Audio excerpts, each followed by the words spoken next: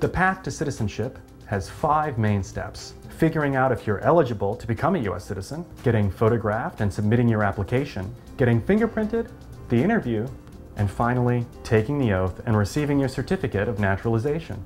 Things that this video will focus on are getting you ready for the interview and your U.S. civics and English tests. After you've submitted your application for naturalization, which is Form N-400, you'll receive a letter in the mail from the government with the date, time, and location of your interview. Once you've received your interview appointment letter in the mail, pay attention to the location on your interview letter. If you miss your appointment, the USCIS will close your case. And once your case is closed, if you do not contact them within a year, your application will be denied. Let's make sure that doesn't happen. If for some reason you cannot make this appointment, make sure to reschedule. If you are rescheduling because you feel you are unprepared for the U.S. history or civics test or the speaking and writing English test, we recommend that you go anyway. If you fail either of these tests, you will be allowed a second interview.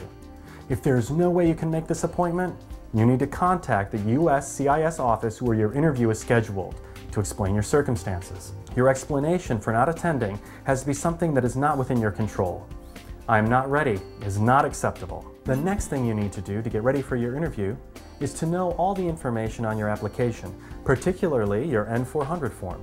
During the interview, the officer will ask you questions from your application and make sure the information is correct, such as your name, your address, and when you were born. Information may have changed since you submitted the application, so it's important that you have the new information handy. For example, what if you've had a child?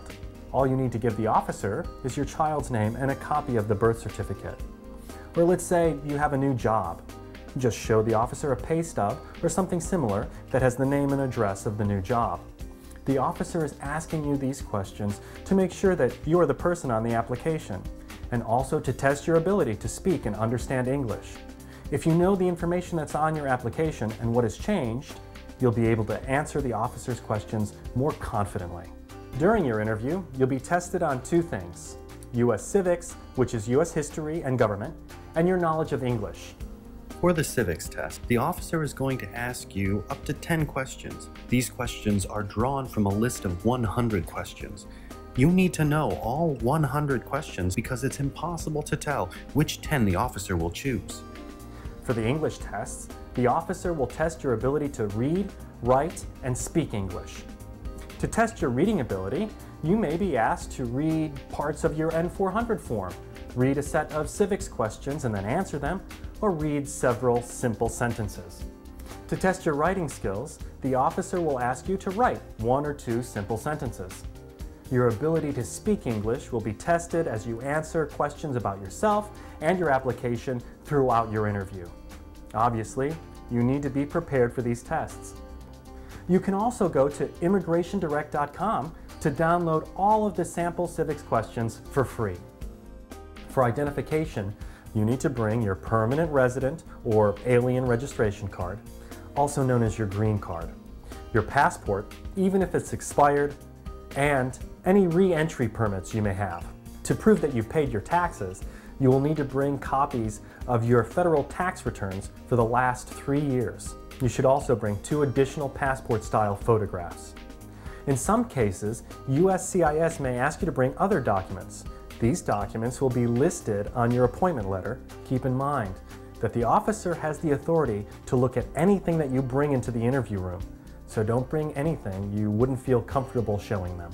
Any interview is more than how you look on paper. You don't need to obsess about it. You just need to choose clothes that show that this interview is important to you. You want to look nice, and you don't want your clothes to get in the way of having a successful interview. Let's take a moment to review everything we've talked about up till this point. Double check your appointment details. Know your application and any changes since you've sent it in. Study for your U.S. civics and English tests. Make sure you have all of your documents and that you've dressed appropriately. You are now ready for a successful interview. The interview is made up of 3 main parts: verifying the information on your N-400 application form, testing your ability to speak, read, and write English, and testing your knowledge of U.S. history and government. Keep in mind that the USCIS officer will not tell you when he or she is moving from one section to the next. I hope I will soon be able to call you a fellow American. Good luck.